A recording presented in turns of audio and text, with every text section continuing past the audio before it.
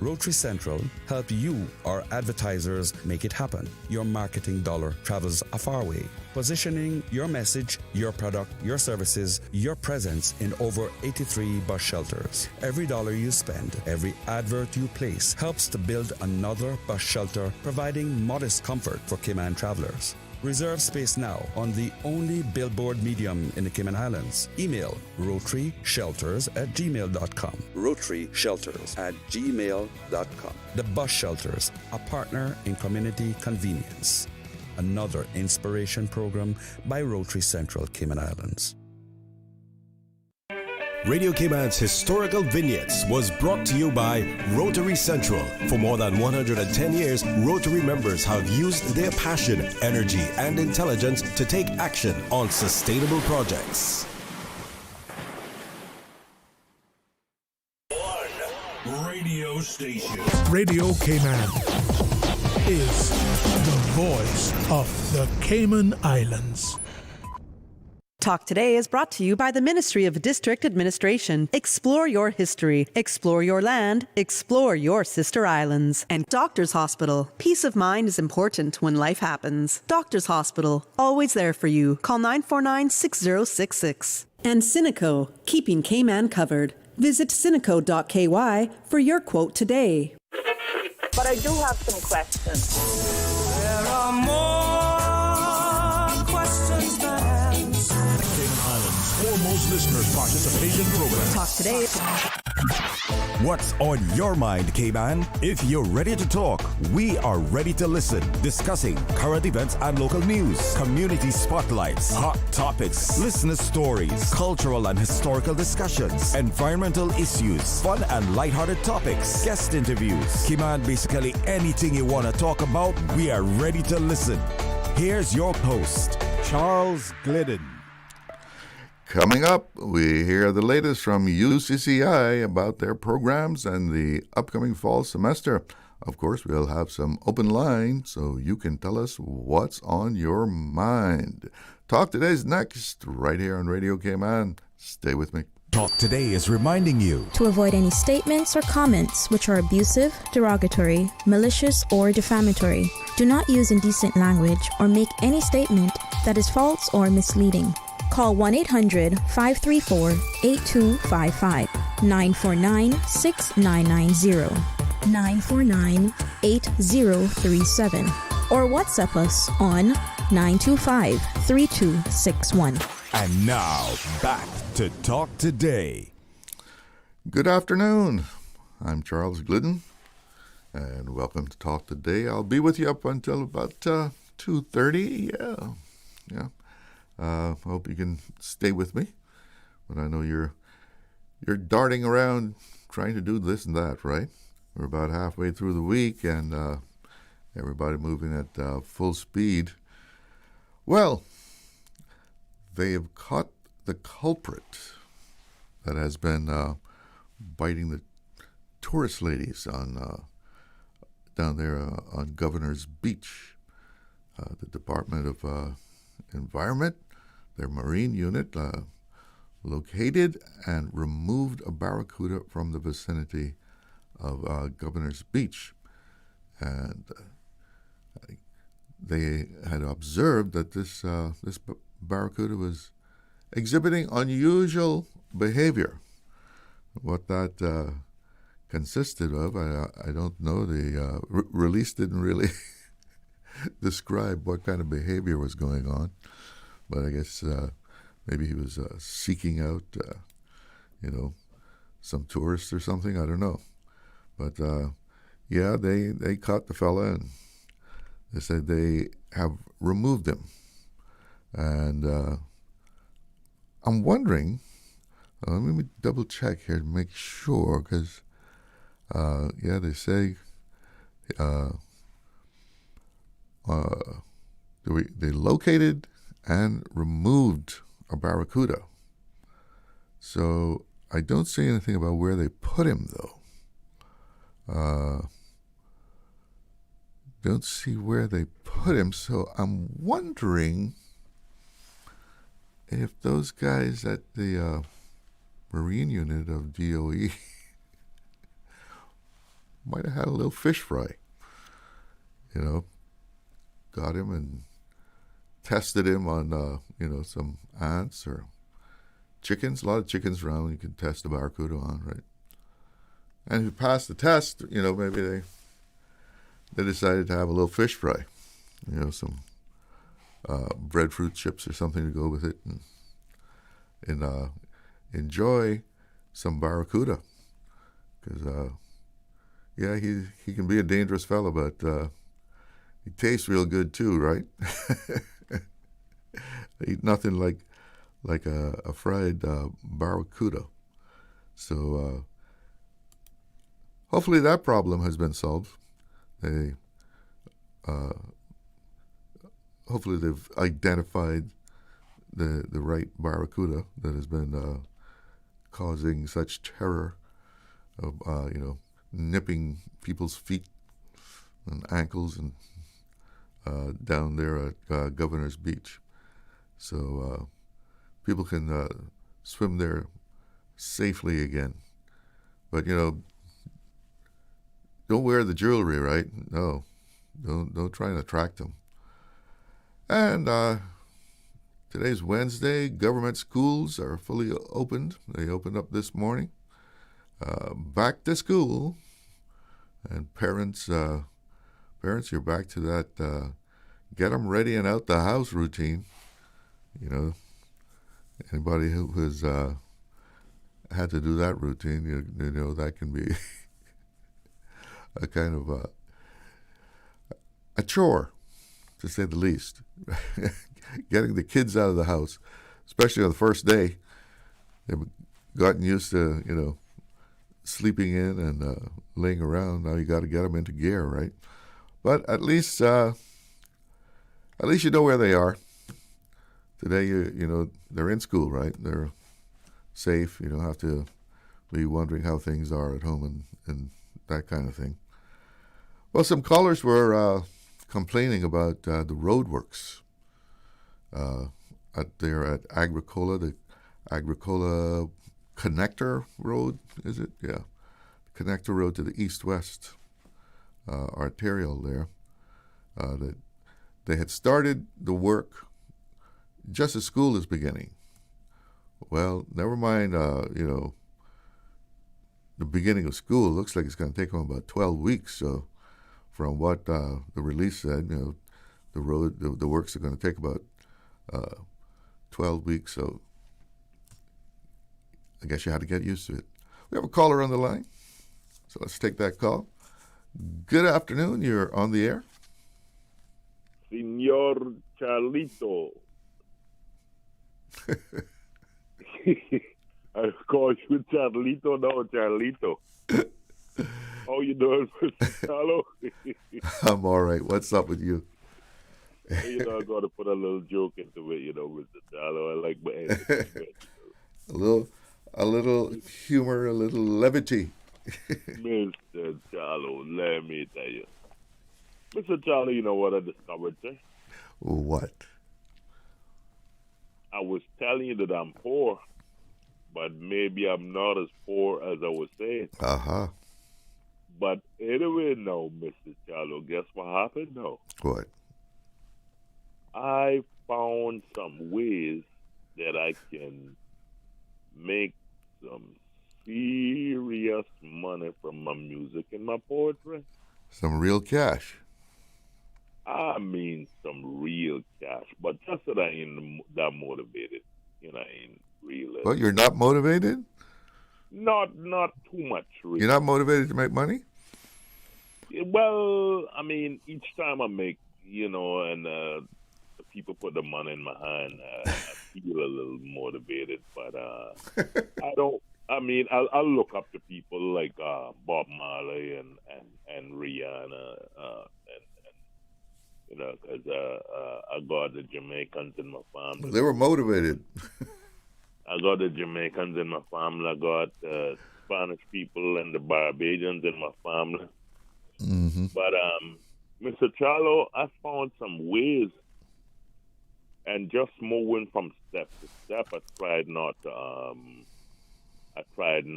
to start from the top. So I'm moving from step to step, and that from step to step, and I realize, the more ideas keep on coming. And I like the idea you were telling me about too with the thing, the poetry. Something you were telling me about the poetry and how to make $1 from it. I kept that in mind too. But you can't remember it right now. What was? You were saying that also another thing I could do is with the internet and the like read the poetry and put a little music in the background and have it for sale. Well, you did have it for sale, right? Well, yeah, that's how you make money, I guess. Yeah. Unless someone uses it and they pay you royalties. So gotta have it copyrighted and all that. I got to big up Radio Cayman, big up Radio Cayman, boy. I tell you, boy. No, it's serious. I got to big up Radio Cayman because Radio Cayman got some very intelligent people, So I look at them as professionals, DJs and stuff, top notch, man. I got to big up Radio Cayman. I don't want to call any names because I don't like to call people names. But no, Mr. Charlo, Radio Cayman has helped me to make a good $1 too. Oh, great! Yes, sir. And when the Grammy Awards are given, when they had a Grammy night and the superstars say, I got to thank God. I got to thank my mama. I got to thank my father. This one and that one. Well, I got to thank Radio Cayman and their fantastic staff, Mr. Charlo. And that's how I'm able to give poor people something out of my couple dollars that I make sometimes. Well, good for you. Yeah. So, but I don't know. I gotta try to be a little more motivated and take it to the next level because I ain't so excited about making the big money. And I want to secure it, not just make it, but have it secured because, you got the little cyber people and they go in and try to steal your money and stuff like that. And, well, you can make the money and then you can buy some CUC shares, right? Oh, man. Well, listen, it's 12:30, so I've got to take a break, okay? Okay, sir. All right. Take care. All right. Okay. We'll be right back. There you go, sir. Thanks for choosing JN Money Transfer. Boy, thanks to JN Money Transfer, I can stay right here in Cayman and pay mama bills back home in Jamaica. Her water, light, phone, and other bills never late. Every month I pay everything in one place. Make payments to over 30 companies in Jamaica through JN Money Transfer. Fast, affordable, convenient. Call 1-800-744-1163 for details. Accidents and illnesses can strike without warning. Ouch! When it comes to urgent care, every second counts. At Doctors Hospital, we have a dedicated team of experienced doctors and nursing staff available to you 24 hours a day, 7 days a week. Don't waste time in an overcrowded emergency room when you need urgent care. Whether it's a broken bone, a severe infection, or a sudden illness, trust in Doctors Hospital's unwavering dedication to providing the best immediate care. For complete urgent care when you need it the most, choose Doctors Hospital, located in Georgetown, 16 Middle Road. Looking for fresh, healthy food that's full of flavor? Then you've got to visit Kirk Market. Our dishes are made with fresh, high-quality ingredients. Enjoy vibrant mixed greens or satisfying pasta salads. Or try one of our delicious grill options like blackened chicken, spicy beef steak, or grilled salmon. Looking for something light and flavorful? We've got sushi rolls and poke bowls prepared daily. And don't forget to explore a hot bar or Billy Fresh salad at the salad bar. Stop by Kirk Market today for breakfast, lunch, or dinner and taste the difference. Eat well, live well with Kirk Market.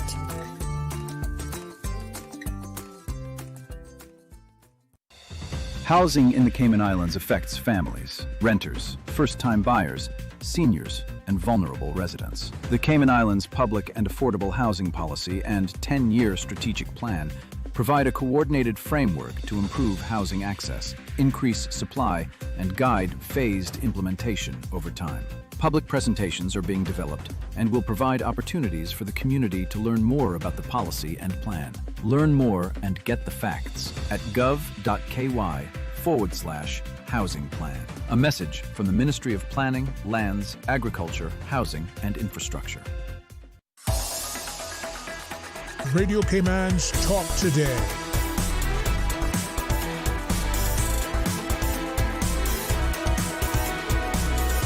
What is on your mind, Cayman? Welcome back, and we got a WhatsApp caller on the line here, so let's go to that.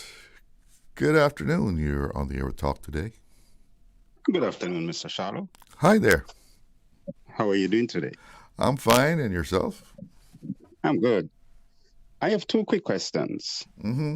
Number one, when the government take the telephone from the students, what if there's a disaster and worse now, a building collapse and say 10, 15 or 20 or even more kids are trapped underneath, and it take one telephone to direct rescuers. Worse if they're using a heavy machine and that machine do more damage. How do they prepare to avoid that? Number one. That's a very specific scenario. Yeah. Number two, if we are living on an island that is very flat. Yeah, and we are. Yes, we are, sure. And we're having frequent earthquake and the possibility of a tsunami. Why the government can't, those towers, for example, digital towers with all those antennas, why the government can't put a loud siren so that, because to me, that is like judgment, okay? Judgment because Day? people going to be people going to be washed all over the place, cars and name it, all right? House flooded and all of that. Why is it they just stick to a little cell phone making some little noise? What about the gentleman or the lady in some noisy place or person sleeping? And why is it that it can't be a loud, lots of noise so that people can, whatever they are doing, they can be aware? Well, I don't know if you're aware of it or not, but as far as your second question, there is a siren of types that on your telephone that you can sign up for. Oh yeah. And they send it out, and it is an alarm. I mean, I have it on mine. When we've had quakes, the thing really gets your attention. I am aware of the telephone, but how much people can use their telephone? How much people have their telephone on them? How much people can hear the telephone every time it rings? Why not make a big alarm so that wherever you are, whatever you're doing, you can hear it, so that at least people could be aware and try to help themselves? The kids in the school could take for the top floor or something. Why is it they just limit to the telephone? Not everybody has the alarm all the time. Yes, I'm saying why they don't use a outdoor alarm so that whatever you're doing, wherever you are. What about people on the beach? They don't carry the telephone in the water with them. Why is it? Yeah, but people on the beach would have.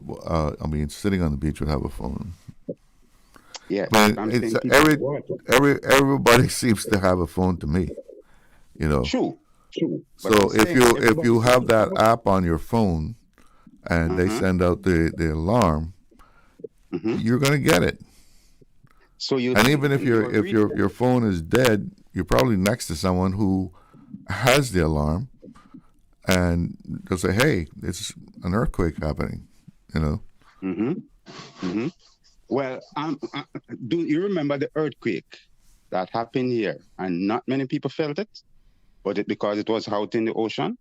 Are you saying to me that you agree that alarm, the telephone, is more helpful than something that make noise around the region, around the island? That's what you're saying? In 2026, probably, yeah. Mm. Because Okay. maybe you think you hear the siren, maybe it's an ambulance. Yeah, well, okay. But as far as the kids in school, there are communications at the school. There are adults there that have cell phones. They are fairly well equipped for communication at the government schools. Honestly, sir, I disagree. But I hope we don't have if a child gets sick or something happens, they can communicate that. Yes, I agree with that. But I'm talking about everybody get scared and running all over the place. And one child have a telephone where 15 or 20 child trapped under some building. That child could call and they could direct an heavy duty equipment if it's too close to them or if it's too far, and it could be more direct. Instead of heavy duty equipment bursting concrete, and maybe it collapse on them and do more damage. I think the government need to reconsider and make sure what they are doing.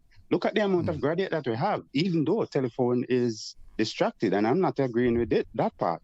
But I think a child that gets a little low grade, I would agree with that more than 15, 20 children being killed because they didn't have a phone. So you would like to see the children keep their phones on in class then? I would like to see the children keep their phones on and the government find another way for them not to be using it instead of taking it away from them. And then I would like if something happened. My child called and said, Dad, we are collapsed in number 1 building. I'm trying to get to 911 and it won't come, or something, or call 911 and they can be able to know. If some of the children die, and I wouldn't like to even think about that. It happened. But have you ever seen them trying to find people in a collapsed building on TV and on the news or something? Oh yeah, I see that a lot. Have you noticed the lack of heavy equipment going in there and just dragging stuff and cracking stuff up? I recognize that too. But it's usually people going and moving things by hand. Or trying to create a tunnel through the debris. Yes. They just don't go in, and take a bulldozer and start pushing concrete. True. If they think people are inside. Let's take your point. If there's a building that people are trapped in and there's a telephone, they will be able to call and say, we are down to section whatever. Instead of they've been there for 3-4 days, starving, thirsty, dehydrated. You could call within minutes and people could be there digging and you could direct them what to do. I see a hole, so come down this way, something like that. I think the government should leave the children at their phone and find another way to restrict them from being distracted, because the time that we're living in, sir, what if fire? And it happened at the door.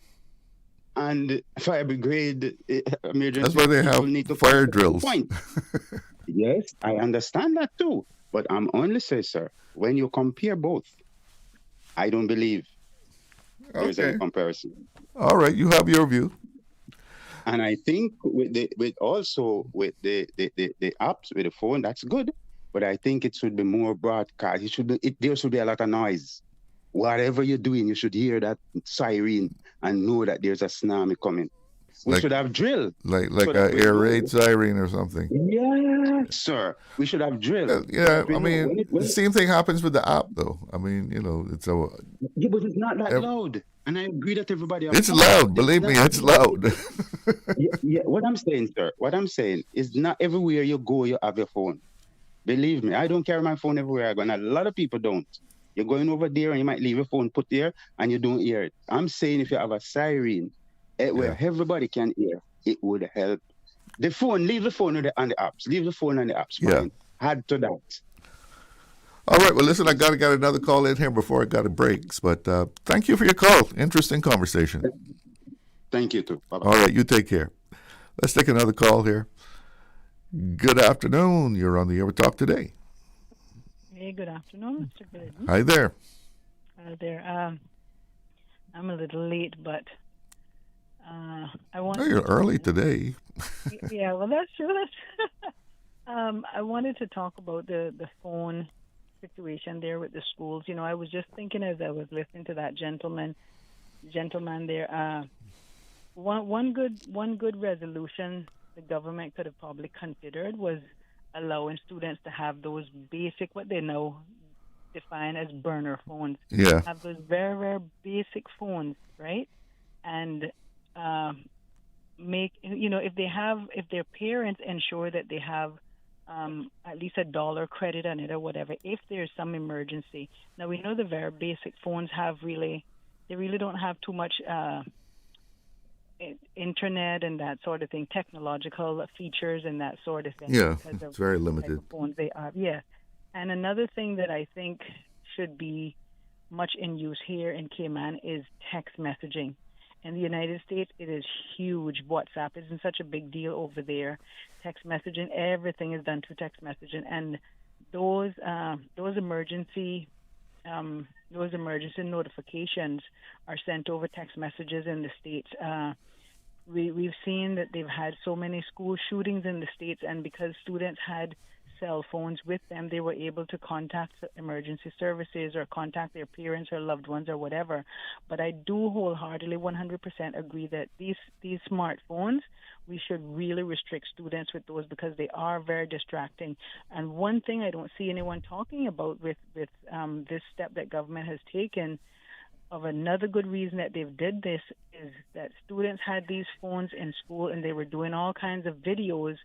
I mean, really, I don't even know what to call them, rude, disrespectful videos. They were videoing each other while they were fighting, and yeah, you know, there was a lot of things going on with these smartphones that haven't really been mentioned, and I'm sure that the minister and the government all know about this, but that isn't something that, you know, they would want to highlight.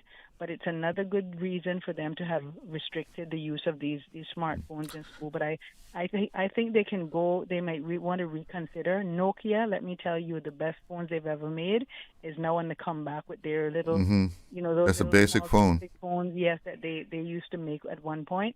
They're now on the comeback, very, very big. They may want to play things like that.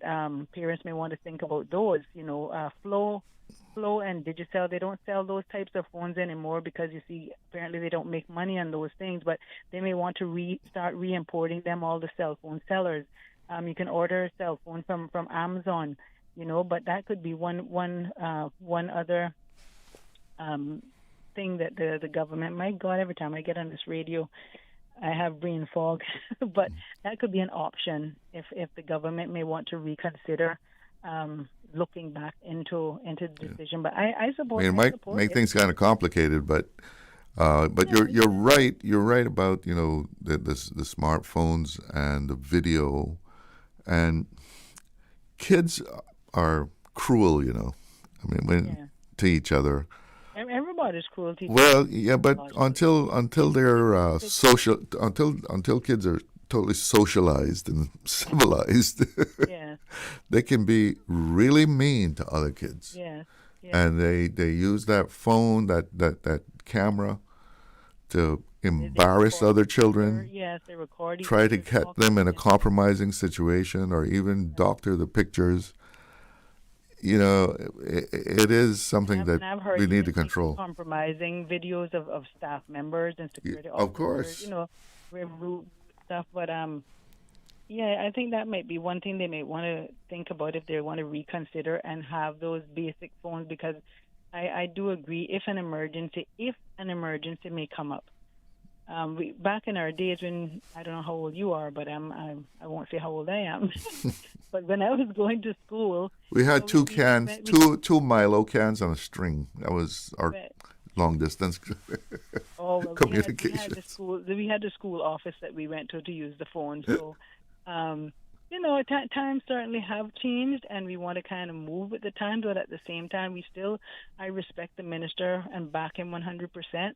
We have to preserve education. We have to preserve our children's learning, and we have to preserve the conduct and behavior and so forth in our schools.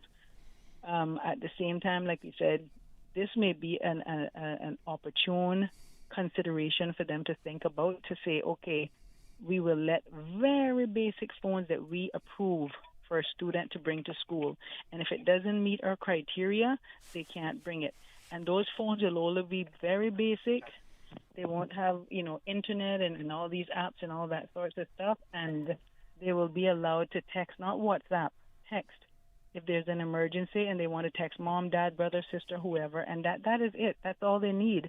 If mom is late, they may want to call mom or dad, whoever's supposed to pick them up or something like that, and that's it. Text messaging or just a few cents of credit. And these phone companies, I'm going to let you go because I know you're going to go on a break. Yep. These phone companies have to be able to offer a little bit more incentive in terms of consideration of these kinds of situations where we have students going to school and may need to have little credit or just to give their customers a choice. If you're on a tight budget, that you can just get a basic phone. Yeah, they won't even offer basic phones anymore. But let me let you run, Mr. Glidden. If anything, I'll call back. All right, Thank you take care. Okay, bye-bye. Yes, do have to get a break in here. Stay with me. Be right back. Hey, new drivers, don't just drive smart. Cynical and Inspire Cayman's Safe Driver program will show you how. Get real-life simulator training and classroom sessions to help you gain experience, stay alert, and avoid accidents. Learn to recognize risk, manage fatigue, and make smart choices behind the wheel. Certified participants may even pay less for Cynical motor insurance. Learn more and register at cynical.ky. Cynical, keeping Cayman covered. You know, as a little girl, I dreamt of traveling to faraway places and foreign lands. I tell you what, though, no more dreaming. I'm going flying with Cayman Airways. How blessed are we in the Cayman Islands to have a very own national airline? Girl, you can fly to so many international destinations without the hassle of connecting flights. Make your travel dreams come true with Cayman Airways. Offering non-stop flights for non-stop adventures. For details and to book, call 949-2311, contact a travel agent, or visit CaymanAirways.com.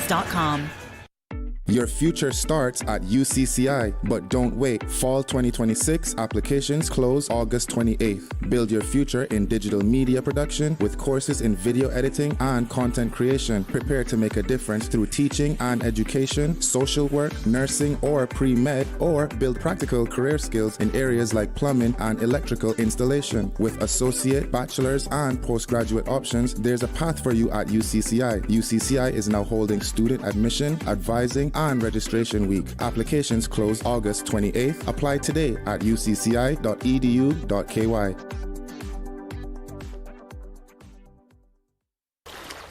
Wouldn't it have been grand if you had purchased land 30 years ago? It may not be 2020, but a perfect vision has never been more clear. Cayman Brac and Little Cayman, poised for growth with an eye on the future. Your land, your history, your future. Discover all that our sister islands have to offer. Hi, this is Gary King from Totally 80s. My special guest this week is Jimmy Somerville.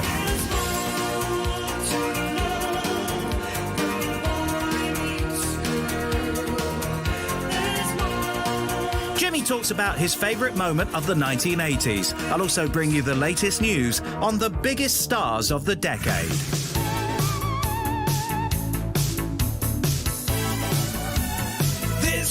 Totally 80s. Heard on Saturdays from 2 until 4 p.m. on Breeze 105.3 and 91.9. Radio Cayman's Talk Today.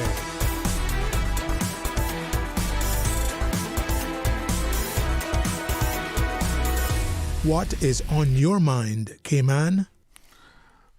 Welcome back. And remember, I was wondering at the top of the show there whether they had actually relocated the barrow or what. I got a text here from someone that I believe is with the Department of Environment. And they simply said, biopsy, then he was fried dry. They fried him up. We got a call there. Let's see if we get this call in. Good afternoon. You're on the air with Talk Today. Good afternoon, Charlo. Hi there. How are you? I'm fine. How are you doing? I am fine too. Charlo, what the government do with these phones and the children, I think he has done the best. Mm-hmm. Because I am telling you of experience. I gave my grandchildren then their dinner. And when I went outside and do little things and come back, the dinner is still on the table and they're on their phone. So I know the distraction at school with the phone. Yeah. So I think what the government do, sir, is very, very good and helpful, because sometimes you can't blame the teachers them most of the time or all the time, because the teacher try their best, but the children will put the phone underneath the desk or in their lap, and instead of they are listening to teacher, they are looking on the phone and texting or doing something. Yeah. So I think, sir, what the government has done, it is well done. Thank you, Chalo. Have a blessed day. Thanks for the call. You have a good afternoon. Yes, sir. You too. Bye-bye. And a WhatsApp message here. Back to the phones. Please tell the gentleman, I guess this is referring to the gentleman who first brought up the phones here. Please tell the gentleman there are options. Parents are responsible for child education, not government. If they don't like the rules, they can homeschool their child, and the child can have a cell phone. So another person giving their input on the decision by the government to ban cell phones from government schools. And I think most people are in favor of it, because we see in our own homes, just as the lady that just called, how kids, can't put that phone down. She gave them their dinner, and they weren't even interested in eating it. They just stayed on the phone. That's the kind of thing that is happening. And interesting story. Let me see if I can bring it. Yes, Meta, who owns Facebook and Instagram. They were in a court contest here because they were being sued by how many? The allegations of 29 states in the U.S. There was all these states had brought us a lawsuit against Meta that their practices were harmful to youngsters, and they went into court. When they started presenting their cases, but Meta decided they wanted to settle. They didn't want to go any further down the lawsuit and have the court decide this. So Meta decided to settle, and according to court filings, Meta, they denied wrongdoing, but they agreed to pay up to $16.68 billion with a B. Yep, that's how that lawsuit went. It settled out for more than $16.5 billion. In a statement on the company's website, Meta said, "Ensuring teens have a safe and productive experience on our platforms is an absolute imperative for Meta. We want to get this right for parents and teens, and that's why we partnered with state attorneys general to set a new industry standard."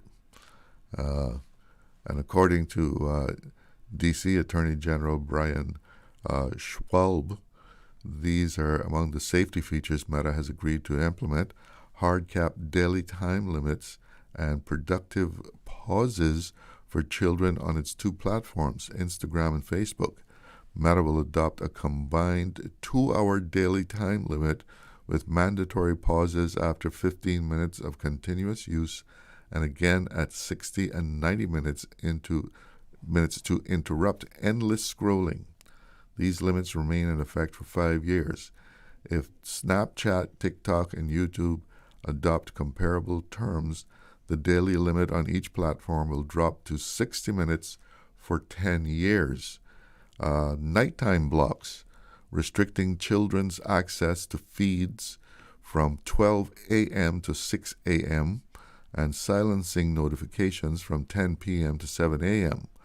Limited school time access for children, eliminating push notifications on weekdays from 8 a.m. to 3 p.m. during the school year, strict age verification measures and safer age-appropriate content controls, including stronger safeguards against bullying, content promoting eating disorders, and content related to suicide and self-harm. Stronger, more user-friendly parental controls, limits on social comparison features, including beauty filters and visible like counts that have been linked to poor mental health outcomes for children. Regular assessment by an independent auditor of the implementation and efficiency of the safety features, with oversight by the settling states. That's some major changes there, you know. I mean, they're going to be limiting the amount of time that children can be scrolling through Instagram and Facebook. And you heard YouTube mentioned, TikTok, if they get in on this, and most likely it's going to, snowball into the other socials. So big changes there as far as children on social media, and all got started because a number of states sued Meta, and Meta settled, and those were the agreed terms. It's 1 o'clock. That means it's news time, so let's see what's making headlines. Little Kim Bragg. Cover me. Radio Cayman in the Cayman Islands. From Radio Cayman's newsroom, this is Headlines. Local, regional, international news.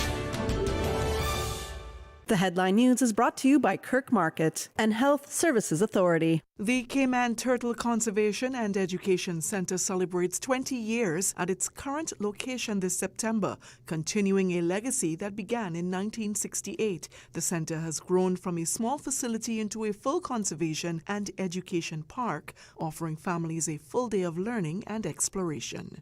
Good afternoon, I'm Dion Anglin with your headlines. In news elsewhere, the Duke and Duchess of Sussex have returned to the UK with their children, landing privately in Birmingham. Their spokesperson declined comment, and sources say there was no visible police presence as the family left the airport. And music legends, including Taylor Swift, Beyoncé, Sir Paul McCartney, and Sir Elton John, are paying tribute to Dolly Parton, who has died at 80 after a brief battle with cancer. Parton leaves behind iconic hits such as Jolene, 9 to 5, and I Will Always Love You, along with a legacy of philanthropy, including funding early COVID-19 vaccine research and major literacy initiatives. That's a wrap of your headlines. I'm Dion Anglin. More news available at www.radiocayman.gov.ky. Check out our social media pages: Facebook, YouTube, X, formerly Twitter, Radio Cayman Headline News.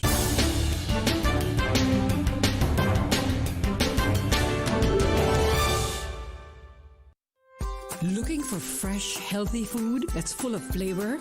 Then you've got to visit Kirk Market. Our dishes are made with fresh, high-quality ingredients. Enjoy vibrant mixed greens or satisfying pasta salads. Or try one of our delicious grill options like blackened chicken, spicy beef steak, or grilled salmon. Looking for something light and flavorful? We've got sushi rolls and poke bowls prepared daily.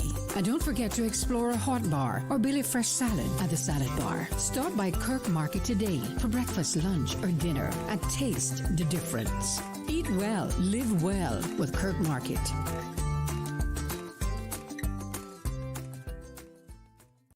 HSA's orthopedic clinic has relocated to the second floor of the Smith Road Medical Center. Our dedicated team of highly skilled orthopedic surgeons treat conditions ranging from spine to ankle injuries in adult and pediatric patients. We offer minimally invasive procedures from ligament reconstruction to hip and knee replacement. If you have experienced an injury due to sports or day-to-day activities, call 949-8600 and schedule an appointment with HSA's orthopedic clinic, now located at the Smith Road Medical Center.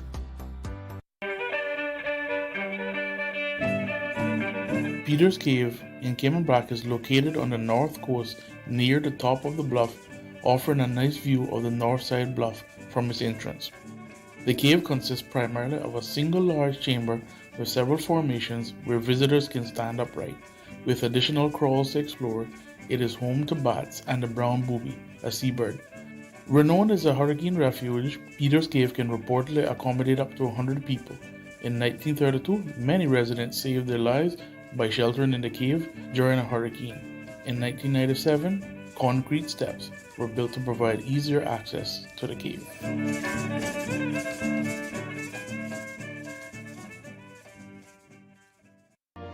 As Minister for Health, Environment and Sustainability, I'd like to personally invite you to join me at one of our upcoming public town hall meetings. We're discussing proposed changes to legislation covering environmental health, tobacco and vaping, public health, health practice, and I want to hear from you. Whether you have questions, concerns, or ideas to share, these meetings are an opportunity for open conversation about issues that affect us all. Join us at 6:30 p.m. on Wednesday, the 26th of August at the John Gray Memorial Church Hall in Westby, or at 6:30 p.m. on Thursday, the 27th of August at Constitution Hall in Georgetown. Come out, meet your neighbors, share your perspective, and be a part of shaping the future of health in our islands. Light refreshments will be available, and I look forward to seeing you there.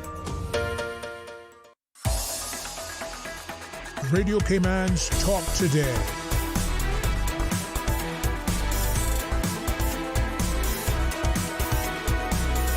What is on your mind, Cayman? Welcome back, and let's get a weather update here. Present temperature in Georgetown, 91 degrees, and it feels like 107 out there. So hot, and winds out of the southeast at a little over 8.5 knots with a relative humidity of 70%. And the forecast for tonight, partly cloudy skies, with a 30% chance of showers and possible thunder. Temperatures in the low 80s, winds easterly at 5 to 10 knots. Seas will be slight with waves running at 2 to 4 feet. And today, as far as tides are concerned, we have a low tide coming up at 2:25 and high tide at 8:52 tonight. Sunset at 6:44. The outlook is for a decrease in the chance of showers through Thursday. Another tropical wave is forecast to move across the area during the latter part of Friday. And checking in with the National Hurricane Center in Miami, well, that area of disturbed weather out there in the Atlantic, actually the chances of it becoming any kind of tropical storm has decreased a little bit, down to 60%. So we'll see what happens with that, but from the models that I've seen, and it still has that kind of northwesterly tilt to it, it's expected to, stay out of the Caribbean, because we've got our boy El Nino on guard at the door there, keeping him out. Well, it's time to get back to school, whether you're in primary school or in college. And our friends from UCCI is in the studio this afternoon to tell us what is happening at UCCI. Joining me in the studio, we have Dr. Patricia Robinson, Registrar of UCCI. Also from UCCI, we have Susan Young, Therese Parker, and Charles Gilman, the Director of Marketing and Communications at the college. Folks, good afternoon. Good afternoon. Welcome to the show. So when does the fall semester get started? Our fall semester, the classes actually start on Monday, August 31st. We're in the process right now of registration, so we are encouraging everyone to come out this week. We have today up until Friday to register for any classes. Any new students can be admitted this week as well. The deadline for that is August 28th, which is this Friday. Okay. So if you haven't made any moves yet, what do you need to start getting your butt in gear? Yes. We are steadily filling up our spaces at the university. We're actually, this morning, we're at 993 unique registrations so far, so that is fabulous. We have some returning students and new students that are in the hall as we speak, registering for classes, getting admitted. If you have not taken that opportunity yet, we encourage you to get your application in, do what you need to do, collect your documents, and come down to the hall. So if you're able to get started for this fall semester, then we want to make sure you do that. If not, then we can also get you started for the spring semester as well. So, as far as getting into the college, what are you looking for in students? What do students have to get their foot in the door? The first step in applying to UCCI is completing our application online. We have an application process. They have to submit that along with uploading necessary documents such as passports, immigration documents, if they have test scores, depending on their age, a job letter, health insurance. Those are some of the basic requirements that are needed for the application. When you start looking at your programs, then you will determine, we need to determine how many passes you have, what level you're a mature learner coming back. We need to place you where you need to be. But the first step is that application, identifying what interests you may have. We have a vast amount of programs available to our students. You select the program. Some programs require an interview and some don't. So we have to determine, again, based on your interest, what we can place you in at that time. Mm-hmm. Well, the school offers a pretty wide spectrum of different areas that people can get into. I mean, from the sciences and nursing and professional programs, yes, right down to trades. Right? Yes. We cover all of that. So people have different interests in life, and we have different pathways for them to earn whatever degree it is they want to earn. We have our certificate program, which is our vocational technical program predominantly. Then we also have the diploma program that has some of those same technical vocational, and then also branches out into hospitality, into business studies, general studies. We have our associate level programs, bachelor level programs, and also master level programs, postgraduate programs as well. So it's just a matter of understanding what our students' needs may be, what their interests are, so we can guide them in the right pathway for them. So Charles Gilman, you're the Director of Marketing and Communications. How has the university been reaching out into the community to try and reach potential students? Just get a little closer to the mic for me. Yeah, so we put out quite a few social media posts and stuff, just letting people know about key programs that we have in offerings, several communications out to prospective students, including we're coming on air here and sharing with the public to let them know as much as we can about what's available. We've had a few press releases sent out, so we're just trying to be as active as we can in the media, connecting as much as we can with community so that everyone is aware of the offerings and that, most importantly, the deadlines that are coming up so that they stand a chance of getting in on time. So we've been pretty busy, very proactive, trying to just let all of KMAN know that now is the time to sign up and get enrolled. Do you find that when this time comes around that young people, even people working, are responding and looking to come into UCCI? We've seen all ages come through the doors these past 2 weeks. The onslaught of our registration and admission process started last week with our returning students, and this week we're focusing primarily on new students. And we've seen all ages, from the dual enrollment students who are coming over into mature adults who are going back for something. It may not even be a full degree. They may do a short course to get in at first, but they're doing all kinds of ages. So yes, we have seen people coming in. They're may have been out for a while from school, haven't been in school for a while, for years, and they're now finding themselves, what, I'm interested, I'm ready now. Let me go back and earn that degree, continue my education. So all of those have been coming in through the doors. So we're welcoming everybody who wants to learn. UCCI is the place. Susan, tell us a little bit about your role at UCCI. Okay. It's actually Dr. Susan Young. Okay. I'm actually an associate professor in the Division of Social Science. I'm actually also the acting dean. So my role, I actually carry a dual professor as well as administrator role. You can probably say I wear many hats at UCCI. So for the division that I am a part of, so before I get into my division, UCCI is actually broken up into what we call 4 divisions. Just get a little closer to the microphone. Okay. Thank you. Yes. UCCI has 4 divisions. So we have the Division of Business and Finance. We have the Division of Technical and Vocational Training. We have the Division of Sciences, Natural Science and Nursing, and then STEM. And then you have my division, which is the Division of Humanities and Social Science. Now, under my division, we have the School of Teacher Education.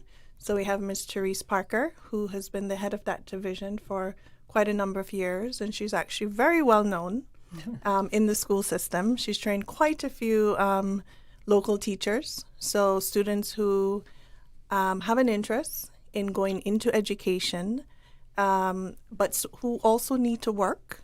So our program caters to that group who need to work, but also want to advance their studies to becoming a teacher.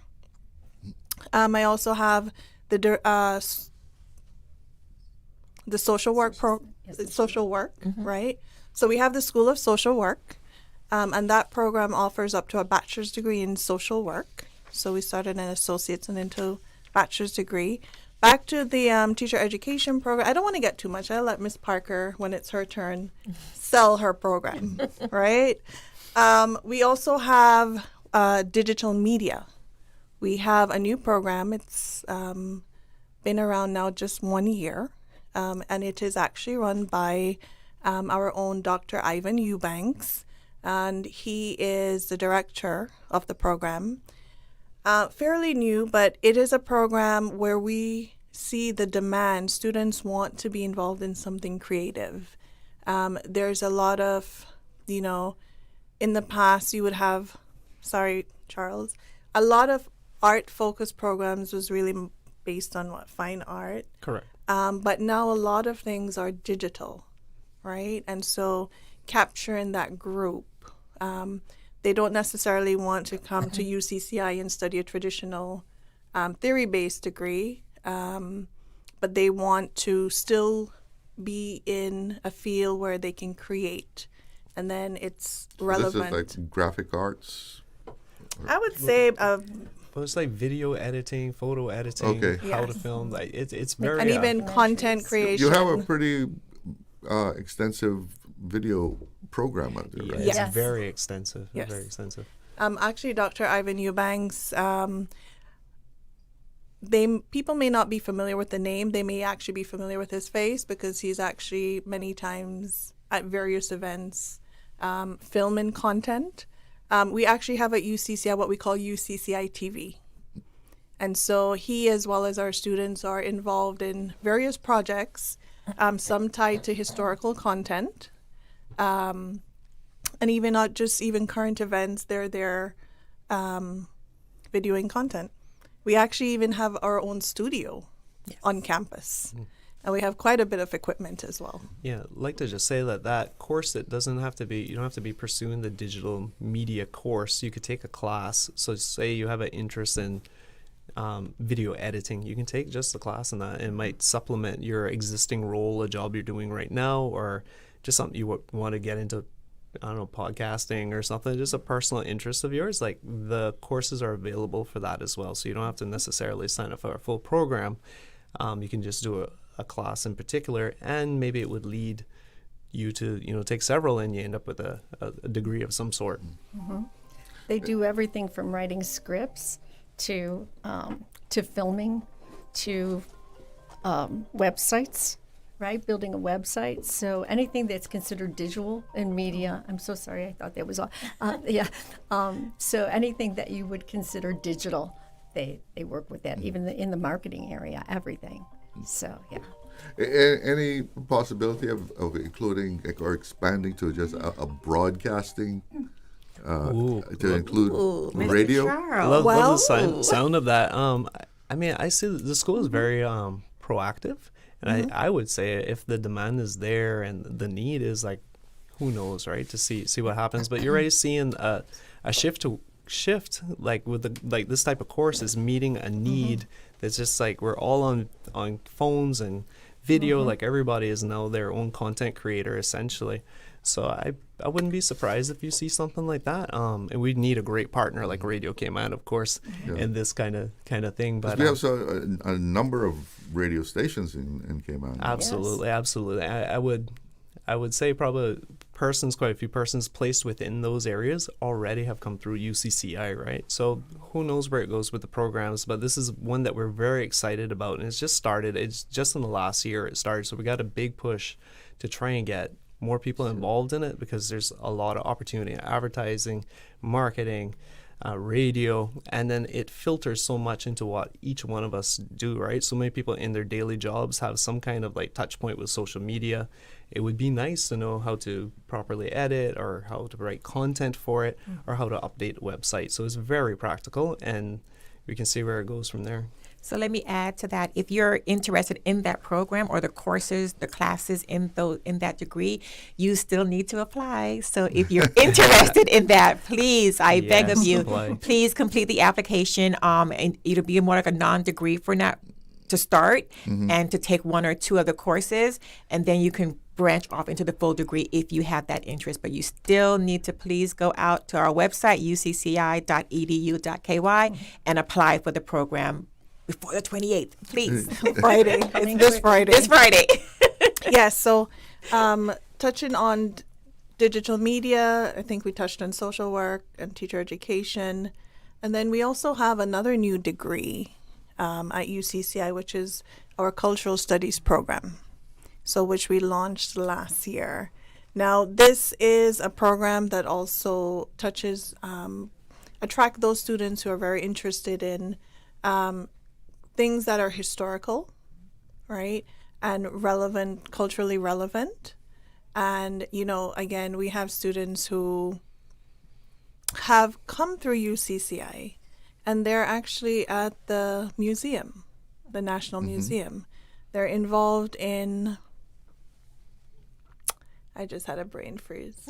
Again, like the arts, right? Yes. The arts is involved, dance is involved. Anything that would be considered cultural is part of that program. So through is it CNCF? Yes, the Cultural Foundation. Yes, Cultural Foundation. So we have actually had students who, yes, they've come to UCCI and did a traditional degree, but then they've gone on into degrees that are tied to that cultural studies background.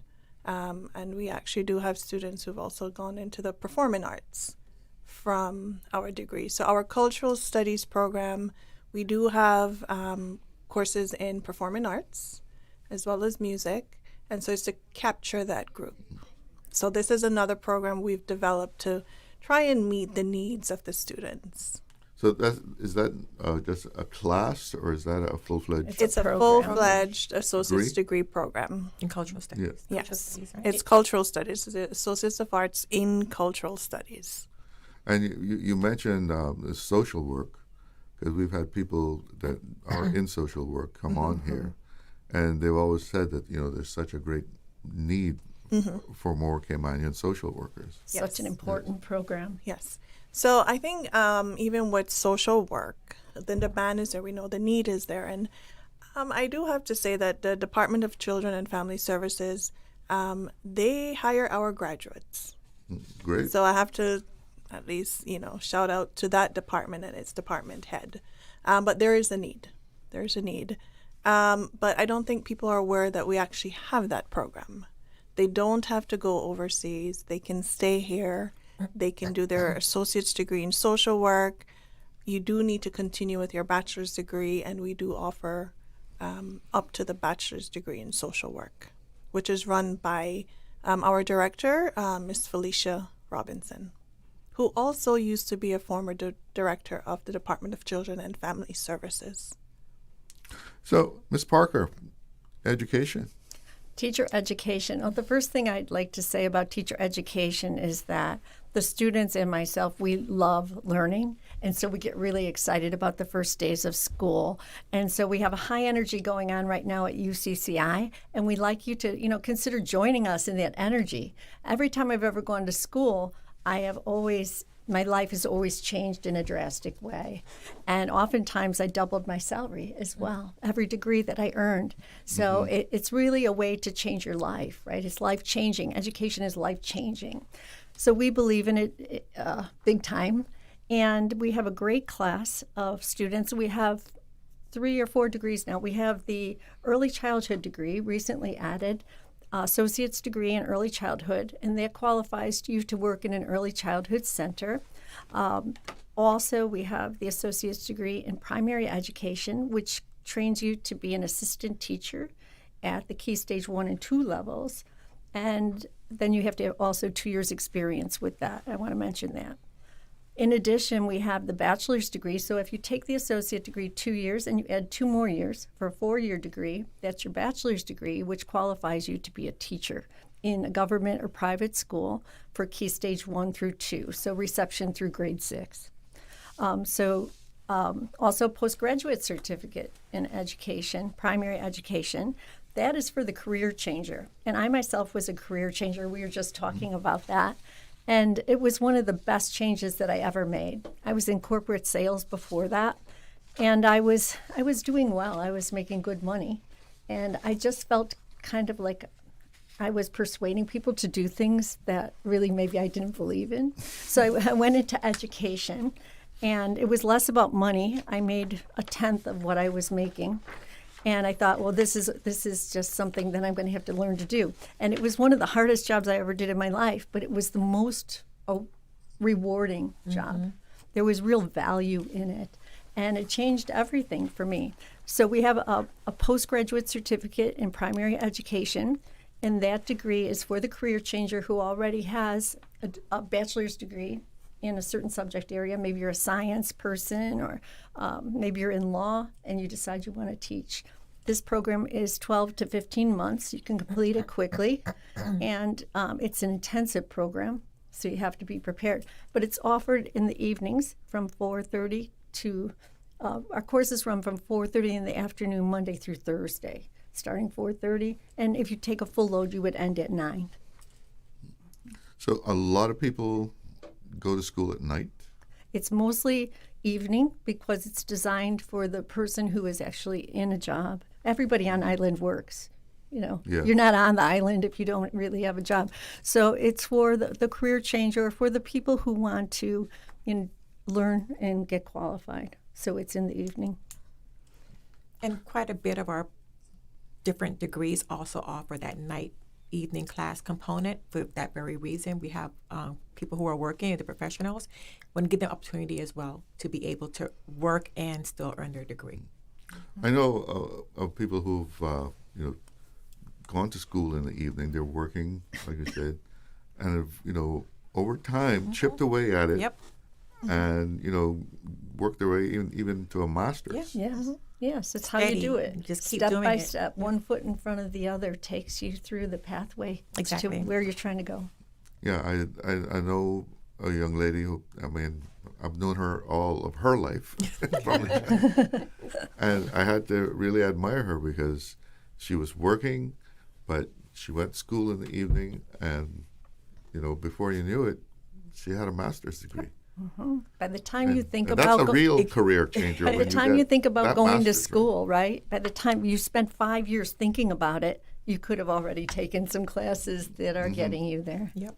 But Don't procrastinate. Right? That is a real career changer, right? To reach that level, now you can walk in the door, and when you put that down, right, you're now people look at you differently. Yeah, you're now able to compete, right, in whatever industry that you're in. When you have the necessary credentials or the higher level credentials, you have that to walk into and be confident in that you know what you're doing.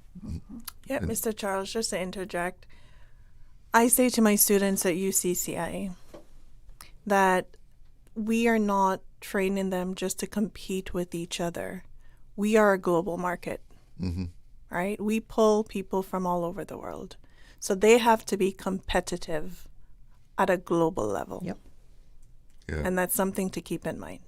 Yeah, because when you see a job advertised in the Compass or any other publication here, it's probably also on Indeed or one of those other international websites with job ads. Or somebody sending it overseas to Canada, the Philippines, India.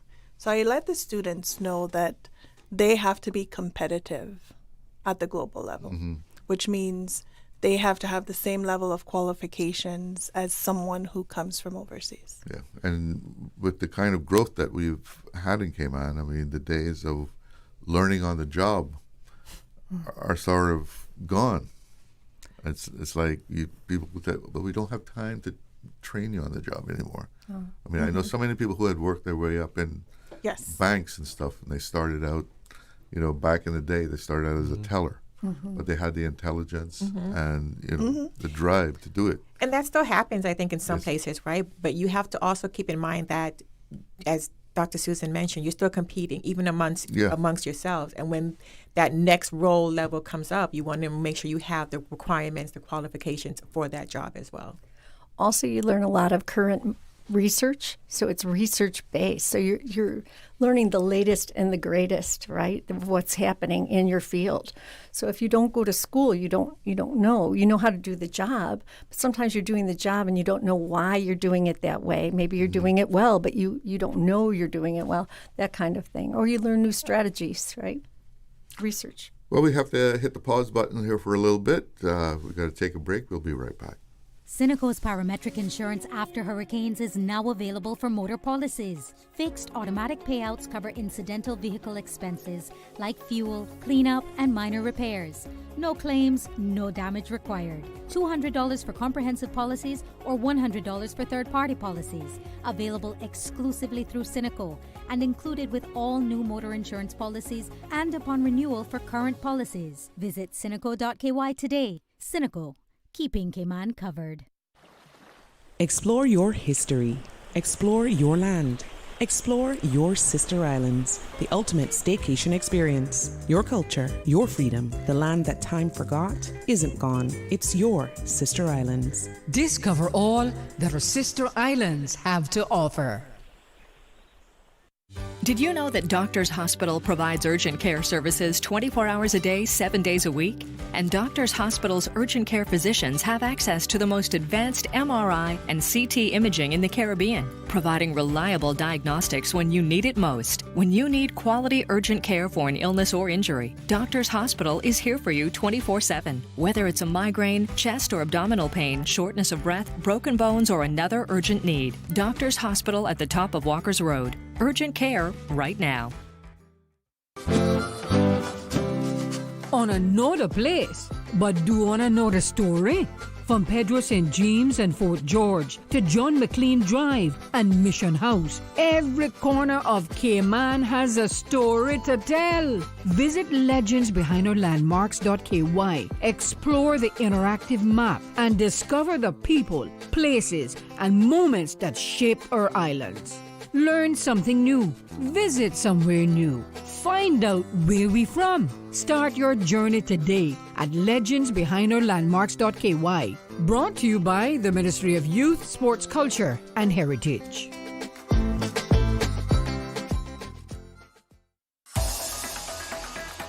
Radio Cayman's Talk Today.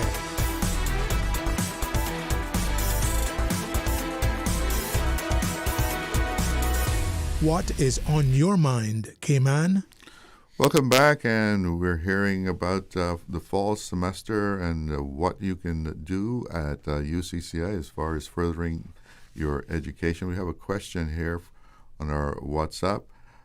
Good afternoon, Mr. Glidden and guest. What education requirements are for someone doing the assistant teacher? Thank you. I'm not sure whether that's requirements, prerequisites, or what classes you have to take. I think she's talking about entry requirements, and that's a really good question. So in your first year, you start off with what we call your general education courses, 2 history, 2 math, 2 science. At the end of those, you'll have about 30 credits.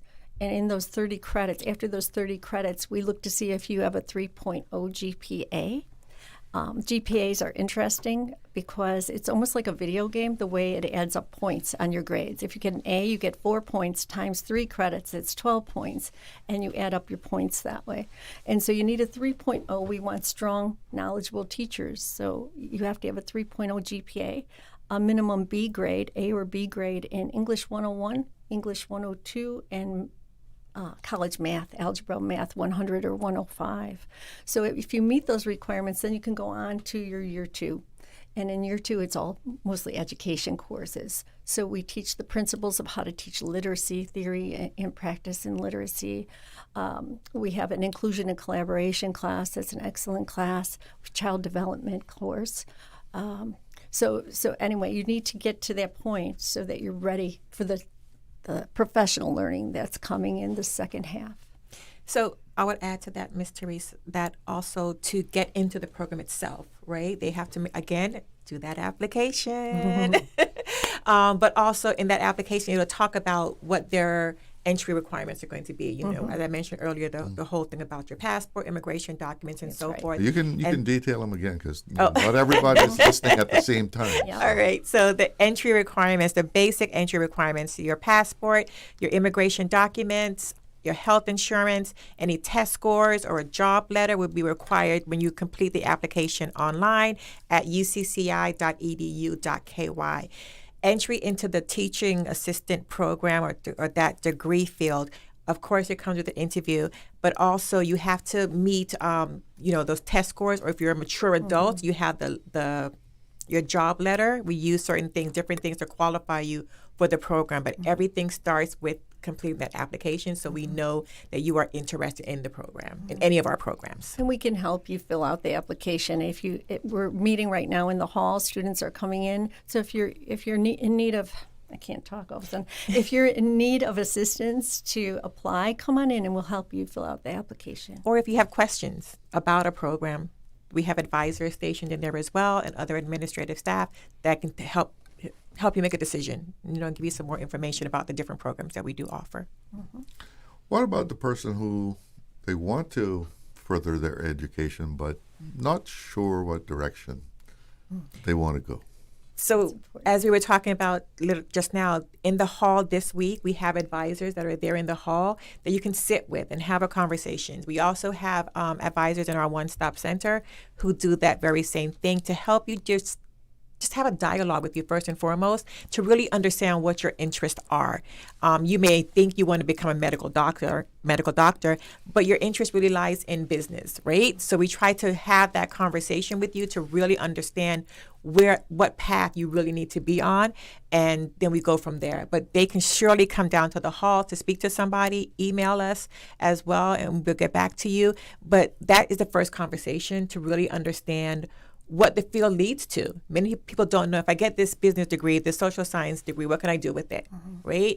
And so we have those conversations. The advisors or the deans of the departments, faculty in the department will begin to explain to the prospective students what they can possibly do with a degree in a particular field that they may be interested in. It's so interesting. I have a little sign above where the students sit when they come into my office, and it says, "Do what you love." And sometimes you don't know what it is that you love until you get the experience. So college is another way of learning what that is. And then we're always there to guide you on that pathway, as Dr. Pat said. Yep. Yeah, we have our student life section, which is a fabulous area. And they cover everything from the advising. They do interviewing skills. They'll even set up internships We have an internship program within the university spread out amongst the different areas. So from our administration right into marketing, facilities, it's fully integrated. So students come in and they get on-hand experience, and they get to work towards their degrees, and they get help with their resumes, how to perform on a job. Like, it is very integrated. So it's not just come and get your degree. Like, we are shaping the generations that are coming out to be ready for the workforce. What would you say campus life? I know you don't have dorms and that sort of thing, but what's it like on campus at UCCI? Well, I would say the first word that comes to mind is we are a community. Yes. Okay? Yes. When I see students come to UCCI, we do pull students from various schools, not just Clifton Hunter and John Gray. We also have students from the other private schools. And for me, as a lecturer, they come in that first day of class, they don't know anyone, or they may not be in a class with their friends. And usually by the end of the semester, the connections they make, right? And it is seen, we are a small campus. Currently, my daughter's at a school with, 70,000 students?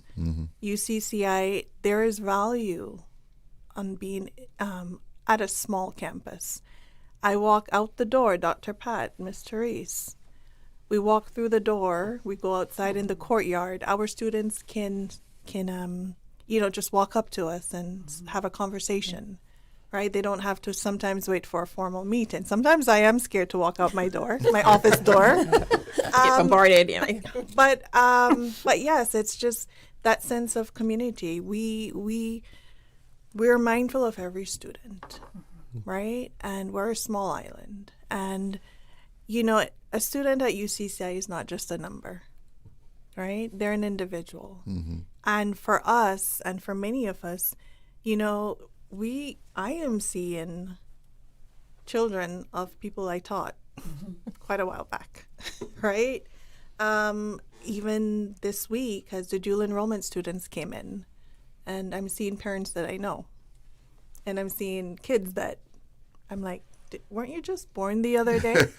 Right? Yes. So it is that personal connection that we bring at UCCI to the education process.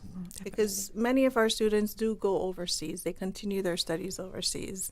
And they come back and they're like, oh, miss, it's big. Yeah. I've had students come back from overseas and tell me that they wish they had stayed because they felt that they had the knowledge and what they needed already. It was a repeat of what they had already learned. So it's so fascinating. You don't have to spend $1 million overseas. We're giving an excellent educational opportunity right here on island. And a lot of people don't know that. Yeah. Everything that I paid $100,000 or $150,000 for, I think I just paid off that loan. Before I die, I get to pay off the loan. So think about that. Like, we have a quality educational institution and really great programs with super highly qualified lecturers and doctors in that area. The faculty is amazing. Amazing. They're very qualified. I don't know if you ladies could speak to that a little bit. Yeah, I touched on community, and I think of our nursing program, right? Our nursing program is board certified through the Jamaica Board of Nurses. And every year, our students have a 100% pass rate on their board exams. That's fantastic. Right? That's excellent.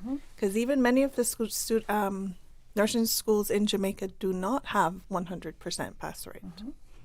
So that has been consistent for the last several years with our nursing program. And again, the students, they come together. We have them in cohorts, year 1, year 2, year 3, and they go through the program together. They're guided. They have one-on-one advisement with the nursing faculty. And again, it speaks to the support they receive to, at the end of the program, then be able to have that 100% pass rate. If I could piggyback on that too for teacher education, I don't often brag, but I'd like to say that 100% of our graduates were hired in either government or private schools, and that's for the past 14 years. So it's a great place to get to know. We have government subject specialists teaching our courses, and principals and so forth, people in the school system. So it really bridges that together for us, the theory with the practice, and they get to know who you are. So when it comes time to hire, they know what you bring. So when someone graduates from UCCI in teaching education, they're qualified to become a Cayman Islands teacher as far as the Education Council and so forth is concerned. Yeah, the Ministry of Education supports our program. Actually, the actual bachelor's program was written together with the ministry, designed together with the Ministry of Education. So yes, it qualifies you subject area wise, but then you also have to apply for your license and finish your practicum and things like that. Caymanians would then become newly qualified teachers, so they're given a mentor and that support system also throughout the school system in government schools. So there's a high level of support all the way along. So as you go along making up your curriculum and expanding, are the subject areas that you choose to have degrees in, or even just classes, specifically aimed at what our economy needs as far as trained people, educated people?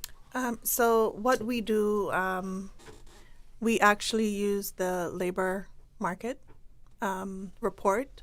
I think is it the Economic and Statistics Office. They released that report. So we actually use that report to guide what we offer. Our TVET programs, which tend to be short courses, 1-year courses, they tend to be a little bit more responsive.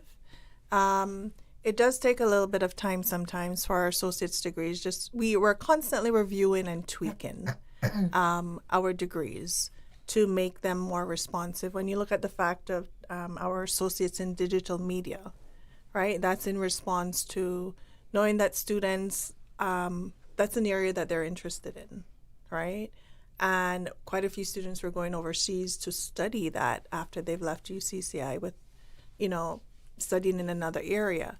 I know also from CIFEC, the Cayman Islands Further Education Center, they actually have a creative media program, and that program is always, so if they're in that student, and if you're a CIFEC student from last year, you just got your results, our digital media program at UCCI is a great continuation, right? Because then it speaks to those students who are, again, interested in anything related to content creation, right? And graphic design and videography.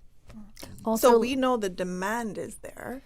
And so it is being able to offer those courses. Our main limitation at UCCI is the fact that sometimes we don't have enough staff to teach the courses with the high demand, right? And that is unfortunate. Shouldn't focus on the negative, but we have the demand. What would you say are the courses that are in the highest demand? I would like to kind of jump in and give early childhood a plug, because Dr. Nicola Williams she's the president of the Cayman Islands Association, and she's just phenomenal. Like if you had her as a teacher, you'd become so passionate and you learn so much. Phenomenal. And also, I can't name everyone, but we have a great team, and they have brought on so many students because there's a great need for childcare. And she wants to change childcare for the whole country, make it a positive thing, because the earlier you're in touch with children and as they grow and develop, the better off for that child, right, to reach their full optimal development. So, yeah, we're really excited about that program. It's really popular. And there's a huge need on island for childcare. Yeah, the area where we have the biggest demand is actually business and finance. So financial industry. Yeah, yes. I mean, our financial services industry is the number one industry, right? So we actually, that division has the largest number of students. So there's always a large demand for our associates and as well as our bachelor's degrees. We have various concentrations in business. you can come to UCCI and you can do a concentration in accounting, economics, marketing. Another area that has very high demand is our human resources concentration, both at the bachelor's, and we actually offer a master's in human resource, and Dr. Patricia is one of our most recent graduates from the program. So that is an area that we do see a huge demand for, HR. We also have a master's in business administration and a master's in public administration as well. All right, we have to take a break. Be right back. All right. You know, as a little girl, I dreamt of traveling to faraway places and foreign lands. I tell you what, though, no more dreaming. I'm going flying with Cayman Airways. How blessed are we in the Cayman Islands to have a very own national airline? Girl, you can fly to so many international destinations without the hassle of connecting flights. Make your travel dreams come true with Cayman Airways. Offering non-stop flights for non-stop adventures. For details and to book, call 949-2311, contact a travel agent, or visit CaymanAirways.com. Accidents and illnesses can strike without warning. Ouch! When it comes to urgent care, every second counts. At Doctors Hospital, we have a dedicated team of experienced doctors and nursing staff available to you 24 hours a day, 7 days a week. Don't waste time in an overcrowded emergency room when you need urgent care. Whether it's a broken bone, a severe infection, or a sudden illness, trust in Doctors Hospital's unwavering dedication to providing the best immediate care. For complete urgent care when you need it the most, choose Doctors Hospital, located in Georgetown, 16 Middle Road. Hey, new drivers, don't just drive, drive smart. Cynical and Inspire Cayman's Safe Driver program will show you how. Get real-life simulator training and classroom sessions to help you gain experience, stay alert, and avoid accidents. Learn to recognize risk, manage fatigue, and make smart choices behind the wheel. Certified participants may even pay less for Cynical motor insurance. Learn more and register at cynical.ky. Cynical, keeping Cayman covered. As Minister for Health, Environment and Sustainability, I'd like to personally invite you to join me at one of our upcoming public town hall meetings. We're discussing proposed changes to legislation covering environmental health, tobacco and vaping, public health, health practice, and I want to hear from you. Whether you have questions, concerns, or ideas to share, these meetings are an opportunity for open conversation about issues that affect us all. Join us at 6:30 p.m. on Wednesday, the 26th of August at the John Gray Memorial Church Hall in West Bay, or at 6:30 p.m. on Thursday, the 27th of August at Constitution Hall in Georgetown. Come out, meet your neighbors, share your perspective, and be a part of shaping the future of health in our islands. Light refreshments will be available, and I look forward to seeing you there. On another place, but do on another story? From Pedro St. James and Fort George to John McLean Drive and Mission House, every corner of Cayman has a story to tell. Visit legendsbehindOurlandmarks.ky, explore the interactive map, and discover the people, places, and moments that shape our islands. Learn something new. Visit somewhere new. Find out where we from. Start your journey today at legendsbehindOurlandmarks.ky. Brought to you by the Ministry of Youth, Sports, Culture, and Heritage. Water Authority Cayman wishes to advise motorists traveling along Boilers Road, Georgetown, of traffic disruption and phased partial road closure beginning Monday, 31st August, with anticipated completion by Friday, 2nd October. Traffic disruptions will occur between 9 a.m. to 2 p.m. on weekdays only over the course of the planned works. This work involves installing a 12-inch pipeline along Boilers Road as part of our new works pipe laying program. The upgrade will improve operational efficiency and emergency response capabilities. Throughout the work, residents and motorists will have partial access to Boilers Road. Local access only, no through traffic in phases. Phase 1, Monday 31st August to Friday 11th September. Access to Boilers Road from Walkers Road only, no through traffic to Seafarers Way, up to the Kirk Marine parking lot. Access to Boilers Road from Seafarers Way will be closed during this phase. Phase 2, Monday 14th September to Friday 2nd October. Access to Boilers Road from Seafarers Way only. No through traffic to Walkers Road, up to the Kirk Marine parking lot. Access to Boilers Road from Walkers Road will be closed during this phase. The above phase dates are estimates and are subject to change. Temporary road signs will be in place to guide traffic safely around the works. Heavy equipment will be present on the road throughout the work, and all motorists are advised to drive cautiously to ensure their safety and that of Water Authority crews. The Water Authority thanks residents and motorists for their patience as we work to improve water infrastructure. Radio Cayman's Talk Today.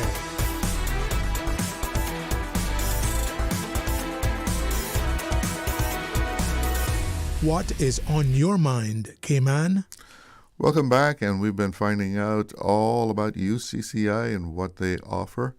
And, we often hear discussions about trade school. And every so often there's a call on here about we need trade schools. And I remind people that UCCI has courses that are aimed at the trades. Yes. Is there demand for this? Yes, actually. It's interesting when people say, oh, we need a trade school on island, or we need more programs in trades. We have those programs at UCCI. We have programs in plumbing, right? One area that we have a huge demand is HVAC. So we have a day program. AC. Yes, right? In this climate, yes. So that we see a huge demand. We offer a full-time program during the day as well as a part-time program in the evening time. So that is, we see a huge demand for that program. We also have an electrotechnology program, a diploma level. And there's also a day program as well as an evening program. So we cater to the full-time student, younger students, who want to attend full-time. And then we have the more mature students who work during the day. They may actually even already be in the industry, and they're coming to get formal qualifications. Most of our TVET, what we call our TVET programs at UCCI, they are what we call NCCER certified, which is actually do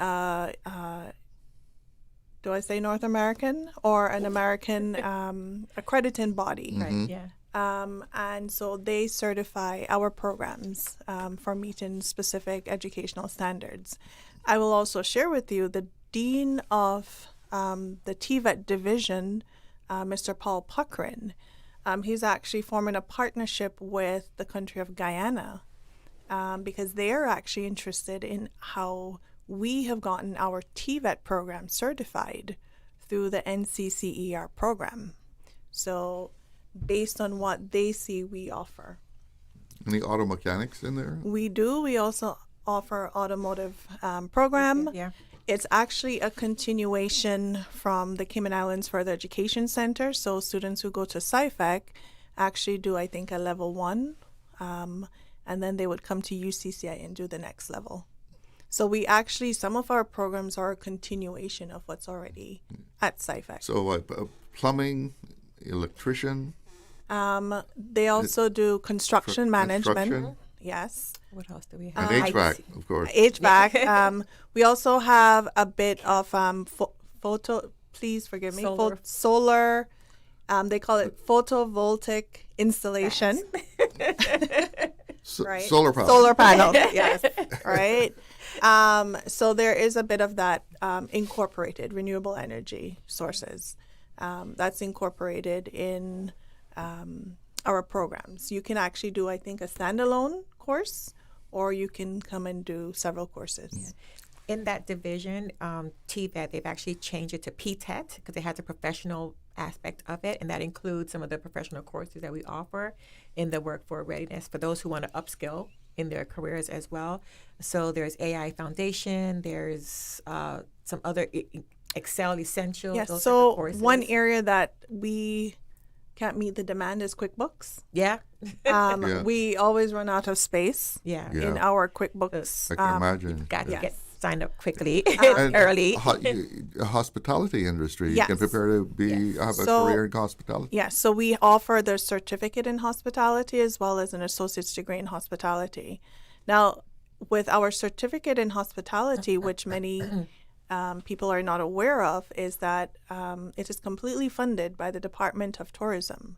So if you're Caymanian and you're accepted into our one-year certificate program, your tuition is fully covered for that entire year. Wow.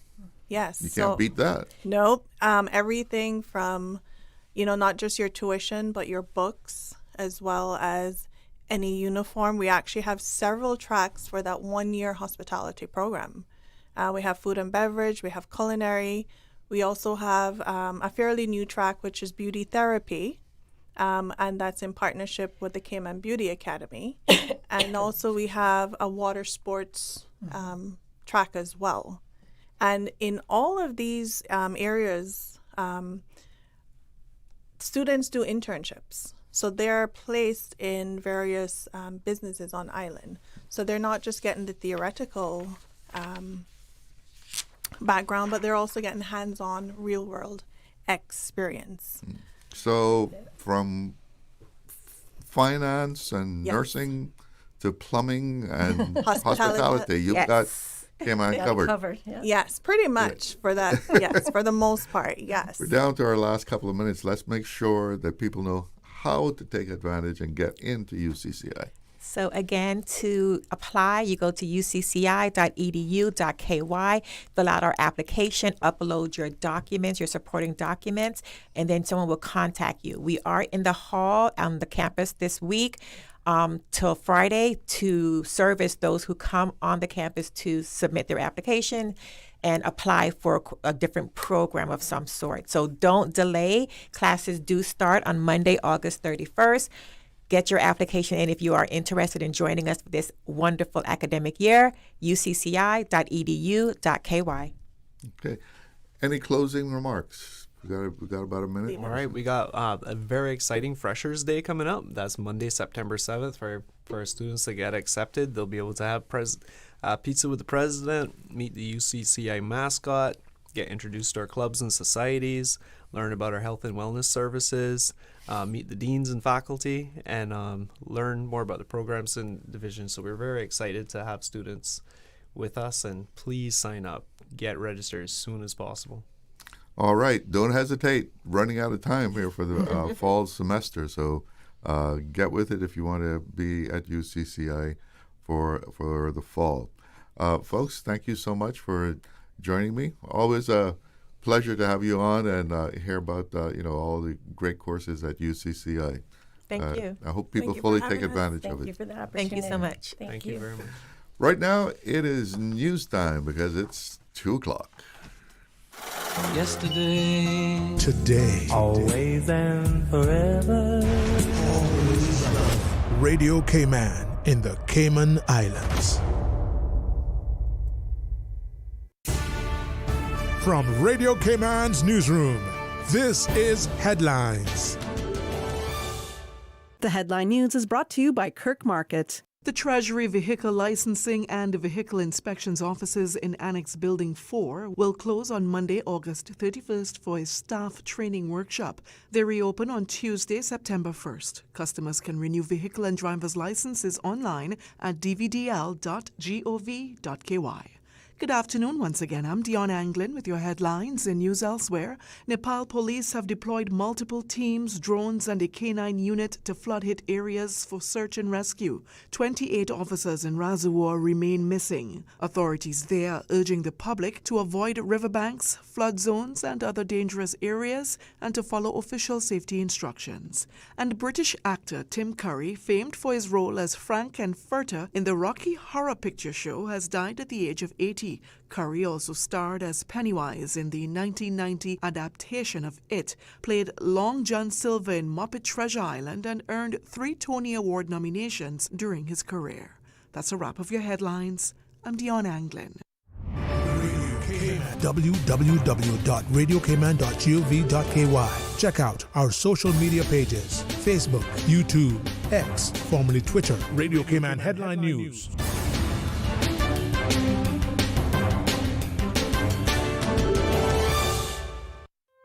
Looking for fresh, healthy food that's full of flavor?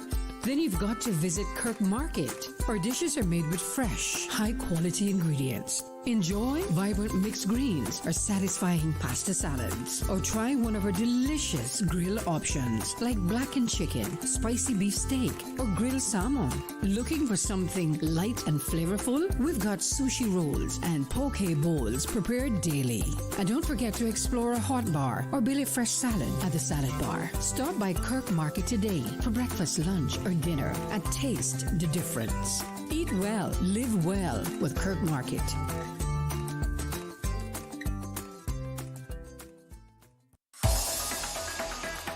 Radio Cayman's Talk Today.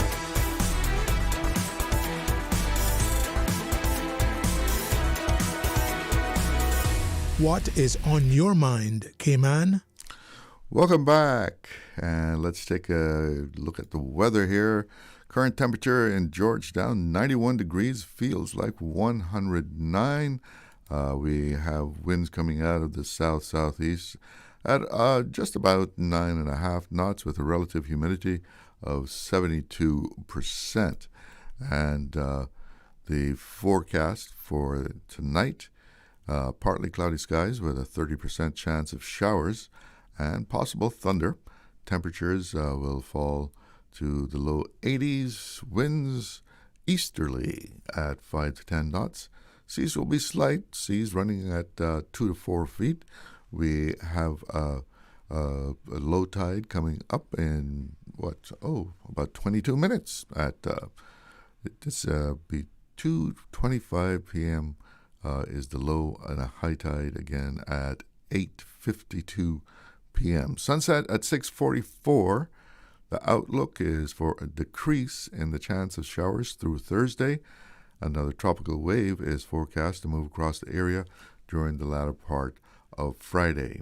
And looking at the Atlantic Basin here at the National Hurricane Center in Miami, we still have that area of disturbed weather out there in the Atlantic, and it's associated with a tropical wave, and the chances of it developing into a cyclone has decreased. It was up to 70%, now it's down to 60%, but it is moving northwesterly at near 20 miles an hour. So we're keeping an eye on that, but probably not going to develop into much as far as the Caribbean is concerned. Probably won't even come in to the Caribbean from the models that I've seen. So, and environmental conditions are forecast to become less conducive by this weekend, potentially ending its chances for development. So, the models are taking it on that northwesterly course that'll keep it out of the Caribbean, maybe just a little weather brushing the Caribbean, giving some rain to the region, but nothing to worry about at this time. So all's good on the weather front. And as we move into the home stretch here, the phone lines are open. If you want to give me a call and talk about something, you're welcome to do that.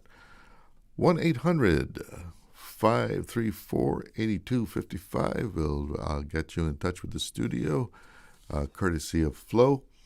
You can also reach the studio on 949-8037, 949-6990, or on WhatsApp 925-3261. And always great to hear from UCCI, and people should really take advantage of the courses that are available at UCCI. If you were listening there, you heard you can do professional courses, you can do degrees in anything from finance, nursing degrees, media, and moving into the trades, you can, do plumbing, electricity.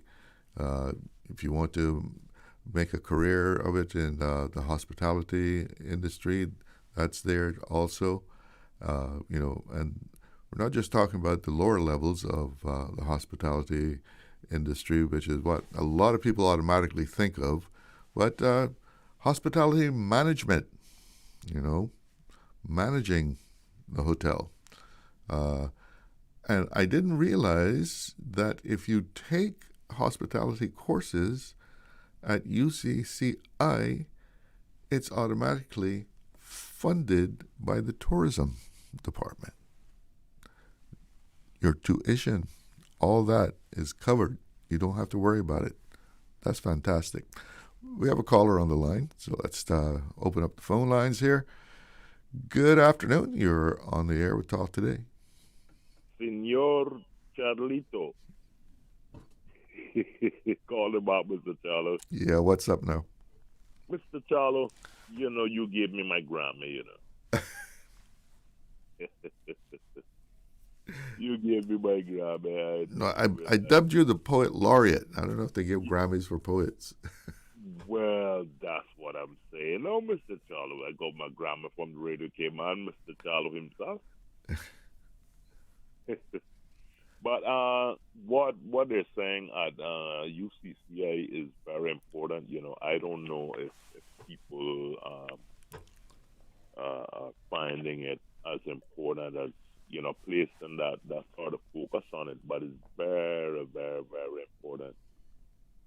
What they're doing, very, very, very important job. And I would like to take this opportunity again, Mr. Charlo, as I got my Grammy, to thank Mr. Charlo. I'd like to also thank my political leaders again and the religious leaders. All right, you got your Grammy. and the business leaders. All right. Okay, take care. And we got another phone call there. Good afternoon. You're on the air. Mr. Charlo. Yes. How was your day? Doing fine. Yours? No rain. Is that good or bad? We're supposed to get some rain this time of year, right? Well, Charlo, I ran into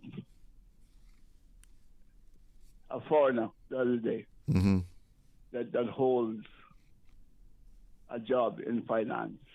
Yeah. In the courthouse. But they're in finance. Okay. I had to really wonder, Charlo. You mean these students that come home from university and things like that? Mm-hmm. What kind of courses and things that they've been taking? If it wasn't somebody that young Cayman that we could have put there instead of going all the way to Kenya to give somebody that position. Well, I mean, I have to assume there was no Caymanian available at that time, giving them a benefit of the doubt. Jesus Christ, sometimes I really have to laugh, though. Really have to laugh because I don't know what's going on, so it's better I just laugh it off. I mean, don't you think? Wouldn't you assume that was the situation? Or I don't know, Charlo. Was there a Caymanian that had the qualification and applied, and they were rejected? Like I said, Charlo, I don't know what's going on, so it's better I don't comment, my boy. It's better I don't comment. I'm not looking at no enemies. You understand? Mm-hmm. Guess what? Yeah, man. So, Charlo, just look at this business in my lifestyle, man. With a lady that I always respected, in the field of music, and gone left us. Another angel gone left us again. You talk about Dolly? Yeah, man, but you just look. She's 1 year older than me, 46, 47. Mm-hmm. She's born to a family of 12. Yeah. Fourth one. Yeah, 12 children. The fourth and the special one, you know? Yeah. And born in the same poverty that I was in, and the little one-room shack, growing up in a little one-room shack. But, of course, her family was much different from mine, you know? Mm-hmm. It was all music in her family, man. And she was just that one, I tell you. This woman, she leave a legacy on this world, Jalo, that I don't know if any British queen ever had the kind of legacy that she leaving on this world, man. Mm-hmm. Yeah. She helped a lot of people, too. But this is what I'm saying, Jalo. For me, you know, I still believe that angels is among us. And they too, like us, just come to do a time and do a job and move on. Yeah. I believe in those things. I also believe that her brother, Bob, was a prophet, just came to do a job and move on. You understand? Yeah, well, you know, what is it they say? The brightest stars burn out first? Yeah. Yeah, man. Anyway, I watching a football game, so I'll talk to you later. Getting your afternoon sports in.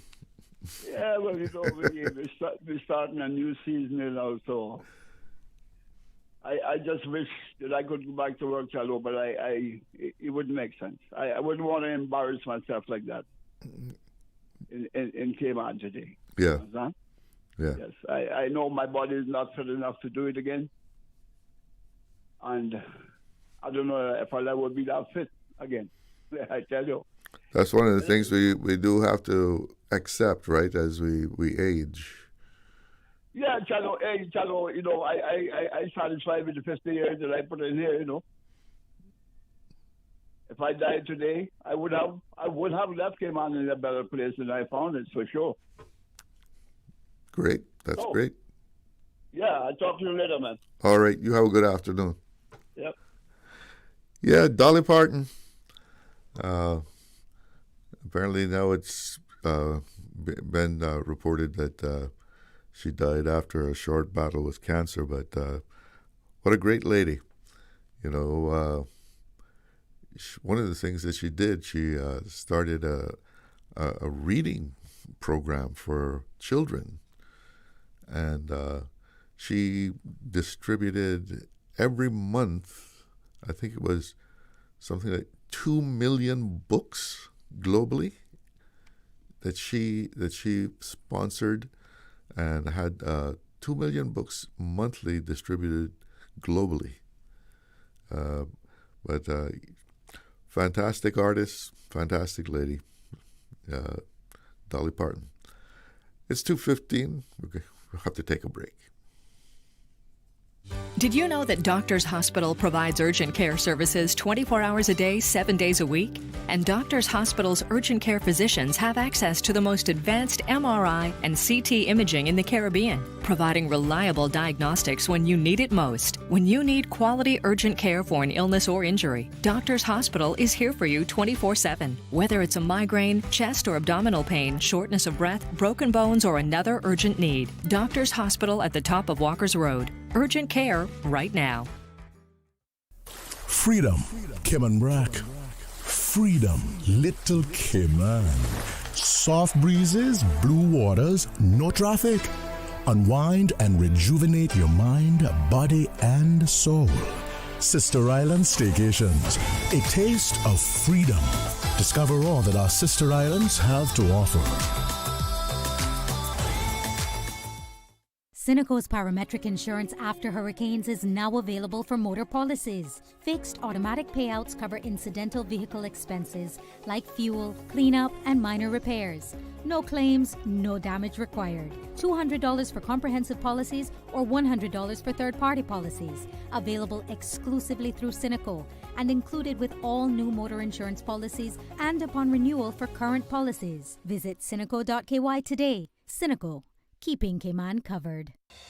Housing in the Cayman Islands affects families, renters, first-time buyers, seniors, and vulnerable residents. The Cayman Islands Public and Affordable Housing Policy and 10-year strategic plan provide a coordinated framework to improve housing access, increase supply, and guide phased implementation over time. Public presentations are being developed and will provide opportunities for the community to learn more about the policy and plan. Learn more and get the facts at gov.ky/housing plan. A message from the Ministry of Planning, Lands, Agriculture, Housing, and Infrastructure. Radio Cayman's Talk Today.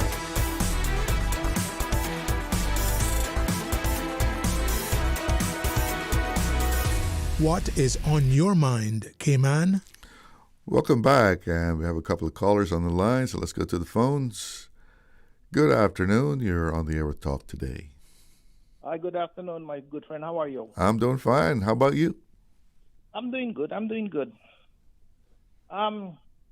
I just want to go on a different note today, and I want to commend you on the job that you're doing. I think you're doing an exceptional good job. Well, thank you, sir. Yeah, and you seem to be very, very qualified for the job, and so far, I have nothing except something good to say, and I just want to wish you all the best, and hold on to the reins, and who knows what will happen.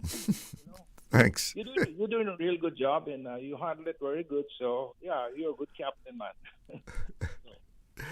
You make me feel good. Yeah, man. Of course, it's always a good thing to say about people, So so we're gonna have a weather change soon enough, man. Full moon on Friday. Today the sun is setting 45 and 6:44 or something like that. Yeah, so she's setting like 22 minutes earlier already. Yeah. Yeah, so we need to pay more attention. We're gonna just run into a good fall, and I can see the people mood changing from now. You watch and see. I'm telling you, another 2-3 weeks, people are gonna be so mellow and be so kind to each other. It's gonna be unbelievable, man. Because we had a real long, hot, sizzling summer, so it's gonna change soon enough. So, yeah, again, I just want to congratulate you, and I want to wish you all the best, Charles. So good to have you. All right. Thank you so much. You have a good afternoon. Thank you. Let's take another call. Afternoon? Yes, good afternoon. You're on the air with Talk Today. Yeah, I enjoyed what you were saying about Dolly Parton. I think almost the whole world must be really sad about her. Yeah. Her passing yesterday. Yes, indeed. She was such a good woman. Grew up with nothing and became what she did. Didn't forget where she came from. Helped a lot of people, more than what some of our people that have money do. So I think in loving memory of her and all the beautiful songs and hymns that she sang, that people should start putting flowers either by the government admin building, if they really love it, or by Radio Cayman in memory of her. That would be a nice touch. Yeah, I think we should do something like that. Maybe it will help some of our people who are well off and don't really help anybody else see through her what she did. Well, we know Dolly had a lot of fans in Cayman. Yeah, sure. Okay, let's see what we can do about that, okay? All right. You take care. Okay. Have a good afternoon. Good afternoon. Bye. Yeah. Certainly enough fans out there. I don't know if we can get something like that going to a place where people can bring some kind of wreaths or, something symbolic of the loss of a lady like Dolly Parton. But yeah, it's amazing the impact that she had, really. And she did a lot with her life. It was something I was watching yesterday evening. It was a little clip, and it started out with her saying, I've always been my own woman. Like, I do what I think I should do, not, doing what other people want me to do. And yep, she made a global impact, really.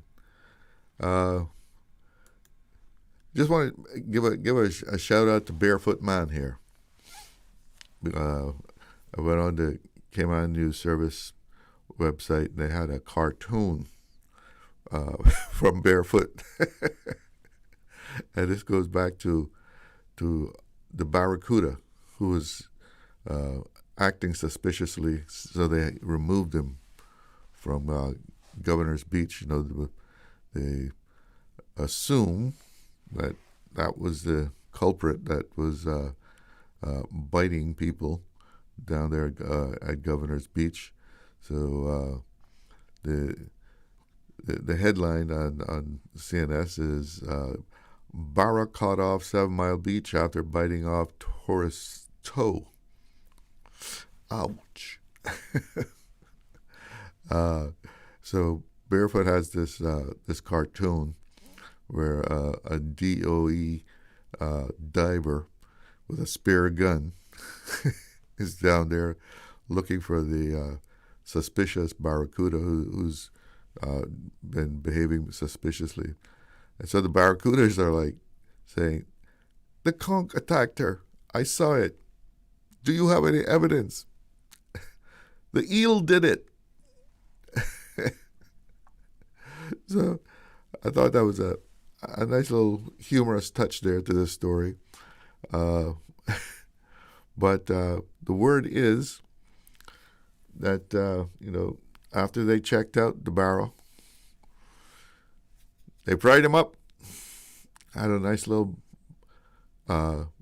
lunch, had a fried barrel lunch. So at least he's been put to good use. Just didn't waste him, right?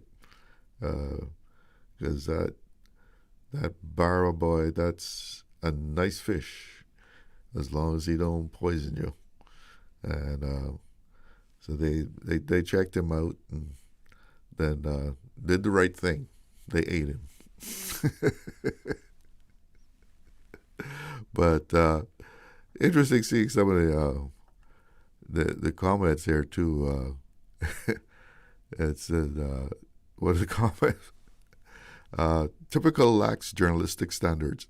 No mention of where the Barra fry-up is happening. The guys and gals at DOE, they kept it, on the cover where we're having this fry-up of the misbehaving Barra. So they kept it for themselves. So an interesting comment here, though, and it's talked about you always hear about, don't wear jewelry because, shiny stuff will attract barras and I guess other fish too. This commenter was saying the no jewelry myth. In local forum discussions, family members of the first victim pointed out that she was not wearing jewelry when she was bitten. Barracudas also strike at the flash of a pale foot, a moving ankle, or ripples near the schools of sprats. Changing environments. Local experts note that the influx of floating resort platforms and inflatable decks along 7 Mile Beach creates artificial shade, drawing in bait fish and pulling larger predators closer to wading tourists than ever before. That's an interesting theory. Got a caller on the line? Let's get this in here before it's too late. Good afternoon. You're on the air. Yeah, good afternoon, Chalo. Yes, how are you doing? Okay, man. Well, I remember back in 1980, 84, when my friend and I used to work at the old Holiday Inn, renting jet skis. Mm-hmm. The old-time jet skis that they had out first. And there was a bar right off of Holiday Inn that used to be chasing our jet skis all the time. He chased the jet ski? Yeah, that was an aggressive boy. Yeah, a big bar too, way bigger than that one I saw him had on the picture there. Yeah, it was a big she barra, and she was pregnant. Okay. You could see she was pregnant. Yeah, and one time I had my feet hanging out the back of the jet ski, and when I turned around, she must have been, I would say, about 10 feet away from my jet ski, and she was coming up close, and I speed up and got away from her. But the bars in that area are very dangerous, especially the she ones when they're pregnant. They're very aggressive. So in that area there, from the Governor's House Street to Holiday Inn, in between them two places, yeah, the bars are very aggressive, especially the she ones when they're pregnant. So back then, did you ever hear of anyone getting bitten? Any tourists or anybody? No. Never heard of anybody getting bitten. But this is quite rare. Yeah, that's you better believe that's quite rare. But I hear that when it comes to bar poison, though, I hear that's one of the worst poisons in the world. That you could get. Somebody tell me say that's worse than being bitten by a cobra.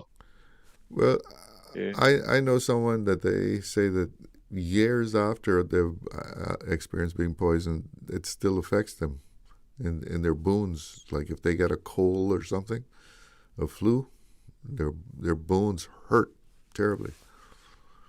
Yeah, dangerous, man. People shouldn't be taking chances without testing the bar, man. They got tested with the fire ants and the fowls. Yeah. I see some people just being ignorant and stupid and just. Yeah, you're taking a chance. Yeah. You got to test that bar in 3 different sections. You got to cut 3 different sections in that bar to test that bar. So it's very deadly, man. It's very, very deadly. You wouldn't want to give that to one of your children, and it's poison. I tell you that. Yeah. Okay, Paulo. All right. Thanks for the call. You take care. It's 2:30, and that means my time is up. I got to be moving on. Thank you to everyone who called in, and thanks for tuning in. I'm Charles Glidden. One love. Talk Today is brought to you by the Ministry of District Administration. Explore your history. Explore your land. Explore your sister islands. And Doctors Hospital. Peace of mind is important when life happens. Doctors Hospital. Always there for you. Call 949-6066. And Cineco. Keeping Cayman covered. Visit cineco.ky for your quote today.